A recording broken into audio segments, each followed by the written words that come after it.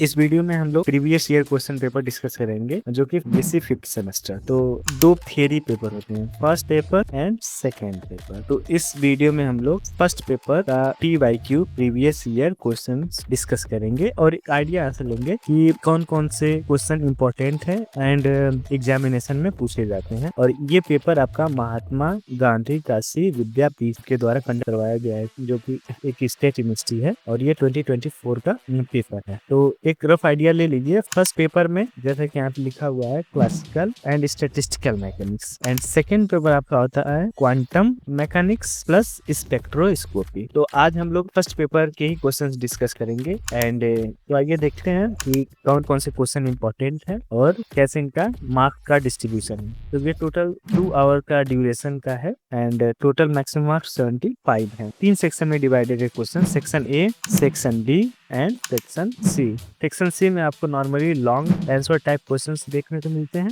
And B में short answer type questions and A में very short answer questions. तो एक एक करके देखते हैं। सेक्शन ए में टोटल 5 क्वेश्चंस होते हैं और एक क्वेश्चंस का जो मार्क होता है वो 2 मार्क्स का होता है। तो 5 into 2 mark equal to 10 marks के टोटल क्वेश्चंस सेक्शन ए में देखने को मिलते हैं। तो आइए 1 बाय 1 करके देखें। फर्स्ट क्वेश्चन जो कि सेक्शन ए का है, इसमें A B C D E देखिए 5 क्वेश्चन है। एक क्वेश्चन 2 मार्क्स का है, तो उस हिसाब से आपको आंसर लिखना है और मैक्सिमम 50 वर्ड में आप इसको लिख सकते हैं। मार्क्स के हिसाब से ही नॉर्मली हम लोगों को आंसर लिखना चाहिए। तो फर्स्ट क्वेश्चन देखिए, give example of type of constant. Give examples of type of constant. तो ये आपका क्लासिकल मैकेनिक्स का फर्स्ट यूनिट का क्वेश्चंस है। इसमें आपको टाइप्स ऑफ कांस्टेंट बताने हैं। तो एक्चुअली हम लोग क्वेश्चन ही देख रहे हैं, अगर सबके सॉल्यूशंस देखने लगेंगे तो काफी लेंथी हो जाएगा और सब क्वेश्चन तक नहीं पहुंच पाएंगे। तो एक रफ आइडिया ले लेंगे ये किस सेक्शन से, क्लासिकल से है या फिर स्टैटिस्टिकल से है। तो normally give example of type of constraint है, तो ये कंस्ट्रेंट के बारे में है। नॉर्मली 2 टाइप के होते हैं, ये होलोनोमिक एंड नॉन होलोनोमिक। तो ये 2 टाइप कंस्ट्रेंट है, इसके बारे में आपको लिखना है। अगर आपको पता होगा तो आप लिख लेंगे। एंड सेकंड क्वेश्चन है, what is the generalised momentum. Coordinate जानते हैं, जनरलाइज्ड कोऑर्डिनेट, जनरलाइज्ड मोमेंटम। तो यहाँ पर आपको जनरलाइज्ड मोमेंटम के बारे में लिखना है। जो कि मोमेंटम होता है उससे जनरलाइज्ड मोमेंटम थोड़ा सा अलग की चीज है। इसके बाद आपका जो थर्ड क्वेश्चन है, define micro state and macro state. ये आपका स्टैटिस्टिकल मैकेनिक्स से है कि आप डिफाइन करिए मैक्रो स्टेट को एंड मैक्रो स्टेट को। And fourth question, explain about the photon in black body cavity. तो आपने एक ब्लैक बॉडी रेडिएशंस के बारे में पढ़ा होगा। तो ब्लैक बॉडी रेडिएशन जो है कि एक अजम्पशन लिया जाता है कि एक कैविटी है जिसमें रेज आ रही है और टोटल इसमें वो एब्जॉर्ब हो जा रही है। ये एक कॉन्सेप्ट है ब्लैक बॉडी कैविटी का। तो इसके हिसाब से आपको यहाँ पर आंसर लिखना है। तो नॉर्मली आप कह सकते हैं कि फोटॉन्स इन ब्लैक बॉडी कैविटी के बारे में यहाँ पर एक्सप्लेन करना है। और ये आपका स्टैटिस्टिकल मैकेनिक्स का टॉपिक है। एंड लास्ट जो है, what do you mean by the canonical ensemble. This is also the topic of stat. तो आप देख सकते हैं कि 5 क्वेश्चन में से आपको 3 क्वेश्चंस यहाँ पर स्टैट के हैं इस सेक्शन ए में। तो सेक्शन बी में आप देखते हैं कौन कौन से क्वेश्चन है। सेक्शन बी में टोटल 8 क्वेश्चन है, जिनमें से आपको 5 क्वेश्चन के आंसर देने हैं। तो 5 और एक क्वेश्चन आपका 5 मार्क्स का है, 25 टोटल 25 मार्क्स का सेक्शन बी है। इसमें देखते हैं कि क्लासिकल से कितने हैं और कौन कौन से इंपॉर्टेंट क्वेश्चन पूछे जा रहे हैं एंड स्टैट से कौन कौन से। What are the force of constraint. देखिए constraint is a very important topic in classical mechanics. यहाँ पर आप टाइप ऑफ कंस्ट्रेंट बताना है और यहाँ फोर्स ऑफ कंस्ट्रेंट बताना है। तो जब आप टाइप ऑफ कंस्ट्रेंट को पढ़ते हैं तो उसमें फोर्स ऑफ कंस्ट्रेंट के बारे में भी पढ़ते हैं। एक हल्का सा आइडिया करते हैं आपको। कंस्ट्रेंट मीन्स होता है रेस्ट्रिक्शन। तो जब किसी भी मोशन पे कोई रेस्ट्रिक्शन लगता है ना, उसको लिमिटेशंस लगाते हैं, तो वो कंस्ट्रेंट मोशन कहलाता है। एक कोई भी पार्टिकल अगर ये फ्रीली मूव कर रही है और अगर इसके मोशन को हमने लिमिट कर दिया, रेस्ट्रिक्ट कर दिया, अब ये 3D में मूव कर रही थी, अब केवल 2D में मूव कर सकती है। जब 2D में मूव कर सकती है तो इसको हमने क्या क्या कंस्ट्रेंट कर दिया, लिमिटेशंस लगा दिए। इस मोशन को कंस्ट्रेंट मोशन कहेंगे। एंड जो फोर्स इसमें एक्ट करेगा उसको लिमिट, इसके मोशन को को लिमिट करने के लिए उसको कांस्टेंट फोर्स कहते हैं। तो उसके टाइप्स को बताने हैं, what are the force of constant types ना, तो आप इसको कम से कम डिफाइन ही कर दीजिए, what are the force of constant force के बारे में इंपॉर्टेंट टॉपिक है। And B, what is the D'Alembert principles. Second question है आपके सेक्शन बी का, what is the D'Alembert principle. तो डी-एलेम्बर्ट प्रिंसिपल भी एक इम्पोर्टेंट टॉपिक है क्लासिकल मैकेनिक्स का। जैसा कि आप लोग दो मेन इसमें जो इम्पोर्टेंट है वो एक है virtual work and second one ये डी-एलेम्बर्ट। तो वर्चुअल वर्क ये होता है आपका स्टैटिक के लिए, डी-एलेम्बर्ट होता है डायनामिक सिस्टम के लिए। तो ये काफी इंपॉर्टेंट है, इसको आप देखिएगा। And what is the Hamiltonian, explain it's physical significance. ये देखिए, ये सब जो भी क्वेश्चंस है ये क्वेश्चन आपको 5 मार्क्स का है। 100 वर्ड्स में आपको मेनली मैक्सिमम इसको लिखना है। तो आप इसमें कंटेंट थोड़ा सा आपको ज्यादा रखना है। सेक्शन ए के कंपेरिजन में सेक्शन बी में कंटेंट थोड़ा ज्यादा रहेगा। What is the Hamiltonian. तो Hamiltonian actually this is the total energy of the system को रिप्रेजेंट करता है, means kinetic energy plus potential energy. तो इसको ब्रीफ में भी हम समझ सकते हैं और थोड़ा सा एक्सप्लेन करके यहाँ पर लिखेंगे तो ज्यादा अच्छा रहेगा। What is the Hamiltonian and explain it's physical significance, और इसका क्यों हैमिल्टोनियन का कॉन्सेप्ट आया। आप इसमें जब आप देखेंगे क्लासिकल मैकेनिक्स में दो मेन फॉर्मलिज्म्स है, लैग्रेंजियन एंड सेकेंड हैमिल्टोनियन। तो ये दोनों जो कॉन्सेप्ट आए हुए उनके कुछ ना कुछ अपने फिजिकल सिग्निफिकेंस है, किसी न किसी रीजन की वजह से ही ये इंट्रोड्यूस किए गए हुए हैं, तो उसको एक्सप्लेन करना है। एंड फोर्थ क्वेश्चन,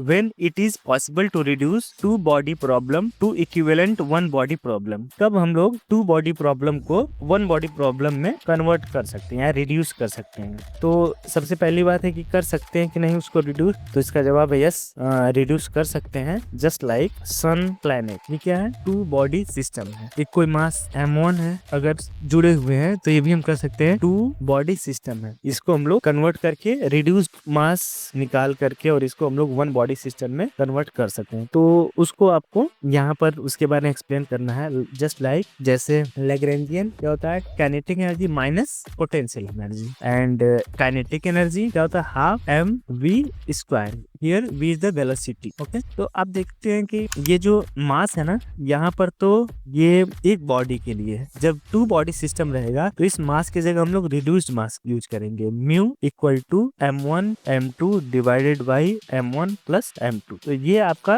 कन्वर्ट हो जाता है 2 बॉडी सिस्टम 1 बॉडी सिस्टम में। तो आपको इसको और अच्छे से एक्सप्लेन करके लिखना है कि कैसे। नेक्स्ट क्वेश्चन देखते हैं। अब देखिए यहाँ पर ये 4 जो क्वेश्चन हैं ये आपके क्लासिकल मैकेनिक्स से है, क्लासिकल मैकेनिक्स से है। नेक्स्ट देखते हैं, explain the postulate of equal अ प्रायोरी। यहाँ पर पोस्टुलेट ऑफ इक्वल अ प्रायोरी, जो स्टैटिस्टिकल मैकेनिक्स में पोस्टुलेट्स हैं इक्वल प्रोबेबिलिटी के, उसको यहाँ पर एक्सप्लेन करना है। Explain the postulates of equal probability. तो ये आपका स्टैटिस्टिकल मैकेनिक्स का क्वेश्चन है। Next question, explain the problem with the time average. देखिए टाइम एवरेज ये भी स्टैटिस्टिकल का ही क्वेश्चन है। तो यहाँ पर स्टैटिस्टिकल मैकेनिक्स में टाइम एवरेज न लेकर के हम लोग इंसैम्बल एवरेज कंसीडर करते हैं, इंसैम्बल एवरेज, क्योंकि बहुत सारे ऐसे क्वांटिटी हैं जो टाइम एवरेज का कॉन्सेप्ट स्टैटिस्टिकल में परफेक्टली नहीं लागू होता है और उस रिजल्ट तक हम लोग नहीं पहुंच पाते हैं। तो उस चीज को एक्सप्लेन करना है, the problem with the time average. Just एक हिंट दे देते हैं, टाइम एवरेज क्या होता है कि अगर x है आपका एनर्जी मोमेंटम एनी क्वांटिटी हो सकता है, तो x1 t1 plus x2 t2 plus x3 t3 divided by t1 plus t2 plus t3। Okay, तो इस तरीके से हम लोग टाइम एवरेज निकालते हैं। बट स्टैटिस्टिकल मैकेनिक्स में कुछ प्रॉब्लम्स हैं जिनको जो है कि टाइम एवरेज को यूज नहीं करके हम लोग इंसैम्बल एवरेज का यूज करते हैं। अब नेक्स्ट क्वेश्चन देखते हैं, explain the Bose Einstein and Fermi Dirac statistics. जितने भी स्टैटिस्टिकल आइडेंटिकल पार्टिकल्स हैं वो सम सर्टेन एक डिस्ट्रीब्यूशन फॉलो करते हैं, जैसे Bose Einstein distribution, Fermi Dirac distribution, इन्हीं दोनों को हमको एक्सप्लेन करना है। ओके, तो ये भी आपका स्टैटिस्टिकल का पार्ट है, स्टैटिस्टिकल से क्वेश्चंस पूछा गया है। And last one is discuss about the Fermi energy of the free electron. आपको फ्री इलेक्ट्रॉन के फर्मी एनर्जी को के बारे में आपको डिस्कस करना है। फ्री इलेक्ट्रॉन्स की जब हम लोग बात करेंगे तो ये कंसीडर करते हैं कि उसका वो फ्री है एंड उसकी पोटेंशियल एनर्जी इक्वल टू 0 हम लोग कंसीडर करते हैं। मींस उसमें इंटरेक्शन नहीं है, all electrons are free to move in a potential free region. तो उस टाइम फर्मी एनर्जी को हमको डिस्कस करना है। तो एक्चुअली फर्मी एनर्जी का जो फॉर्मूला होता है वो आप नॉर्मली देखते हैं कि EF equal to h cross square by 2m 3 pi square n 2/t। n क्या है? ये है नंबर डेंसिटी और number of electron per unit volume, number of electrons per unit volume. तो यहाँ आपका सेक्शन बी कंप्लीट होता है। नॉर्मली आप देखेंगे तो ये जो सेक्शन बी के 4 क्वेश्चन थे ये क्लासिकल मैकेनिक्स से पूछे गए हैं एंड नेक्स्ट जो 4 क्वेश्चन है ये स्टैटिस्टिकल मैकेनिक्स से, स्टैटिस्टिकल से। अब लास्ट सेक्शन में हम लोग आते हैं सेक्शन सी। ये आपका लॉन्ग आंसर टाइप क्वेश्चन है। इसमें आपको 2 क्वेश्चन करने हैं और ऑप्शन आपके पास है 4 क्वेश्चन के। 4 क्वेश्चन में से कोई 2 क्वेश्चन करने हैं। तो अब ये सी बात है 2 क्वेश्चन आपके क्लासिकल से रहेंगे और 2 क्वेश्चन स्टैटिस्टिकल से। कोई एक क्वेश्चन आप लोग बहुत अच्छे से तैयार करेंगे जिसमें कि आप लोग लॉन्ग आंसर टाइप क्वेश्चन अच्छे से एक्सप्लेन करके लिख पाए। और इसमें देखेंगे आप हर एक क्वेश्चन 20 मार्क्स का है। तो 2 × 20 इक्वल टू 40 मार्क्स का टोटल सेक्शन सी है। फर्स्ट क्वेश्चन देखते हैं सेक्शन सी का। What do you mean by velocity dependent potential? Obtain an expression for Lagrangian for a charge particle in electromagnetic field. तो सबसे इंपॉर्टेंट आप देखिए कि वेलोसिटी डिपेंडेंट पोटेंशियल, जो पोटेंशियल नॉर्मली होता है v आपका पोजीशन डिपेंडेंट होता है, पोजीशन डिपेंडेंट। बट हियर ये क्वेश्चन पूछा गया what do you mean by velocity dependent potential. It means कि हम लोग एक ऐसे पोटेंशियल के बारे में डिस्कस करेंगे जो कि वेलोसिटी डिपेंडेंट रहेगा। तो ये क्वेश्चन आपका है क्लासिकल मैकेनिक्स, जिसमें क्या है कि एक चार्ज पार्टिकल है Q, वो इलेक्ट्रोमैग्नेटिक फील्ड में है। तब उसका हम लोग जब लैग्रेंजियन लिखते हैं तो कुछ इस तरीके से आता है L equal to T minus V equal to T minus Q pi minus V dot A. ये पाई जो है आपका इलेक्ट्रोस्टैटिक पोटेंशियल है, electrostatic potential equal to electric field equal to minus del phi जो होता है। तो ये फाई आपका इलेक्ट्रोस्टैटिक पोटेंशियल है। एंड व्हाट इज ये आपका मैग्नेटिक वेक्टर पोटेंशियल है, वेक्टर पोटेंशियल। तो आप देख सकते हैं जो V आपका पोटेंशियल वाला टर्म है वो V पे डिपेंड कर रहा है। यहाँ से आप कंक्लूड कर सकते हैं कि potential V equal to Q pi minus V dot A. तो ये पोटेंशियल आप देखेंगे कि ये वेलोसिटी डिपेंडेंट है। तो एक्चुअली यही प्रूव करना है। ये बहुत ही लॉन्ग डेरिवेशन है जिसको आपको जरूर से जरूर करना है। नेक्स्ट क्वेश्चन हम लोग देखते हैं state the Kepler's 3 Kepler's law of planetary motion. तो ये भी आपका क्लासिकल मैकेनिक्स से है, क्लासिकल मैकेनिक्स। इसमें केप्लर्स के 3 जो लॉ है उनको डिटेल में डिस्क्राइब करना है। And if the law of the gravitation attraction were different from the inverse square law which of the Kepler's law would still remain valid. तो वो जो 3 लॉ है उनमें से आप अच्छे से उसको पढ़ेंगे और ये जो कंडीशन दिया उसके आधार पे आप लोग देखेंगे कि इसका आंसर आप कर पाएंगे। एक्चुअली ये आपका केप्लर्स लॉ के बारे में। Question C state Liouville's theorem. Liouville's theorem, deduce Liouville's theorem. अब देखिए स्टेटमेंट उसका डेरिवेशन।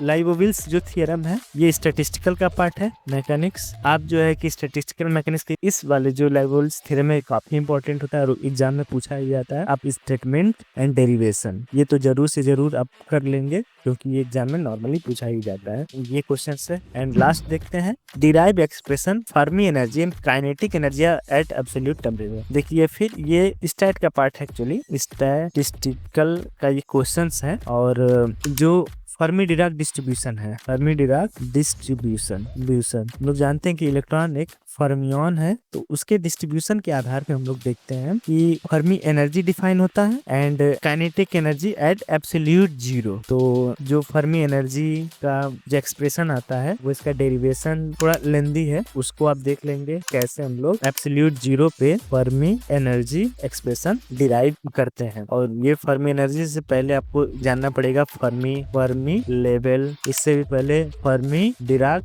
डिस्ट्रीब्यूशन। तो ये आपका क्लासिकल एंड स्टैटिस्टिकल मैकेनिक्स का प्रीवियस ईयर क्वेश्चन पेपर है। इसको आप लोग अच्छे से एक एक क्वेश्चन को देखें और उसका एक शॉर्ट नोट्स या बुक के हेल्प से एक जो है कि इसका सॉल्यूशन आप खुद ढूंढें और लिखें। और अभी तो मैंने क्वेश्चन यहाँ पे डिस्कस किया है, बाकी अगर आप लोगों का डिमांड रहेगा तो हर क्वेश्चंस को डेरिवेशन के साथ और एक अच्छे आंसर के साथ इन अदर वीडियो में आई कैन एक्सप्लेन। तो थैंक यू।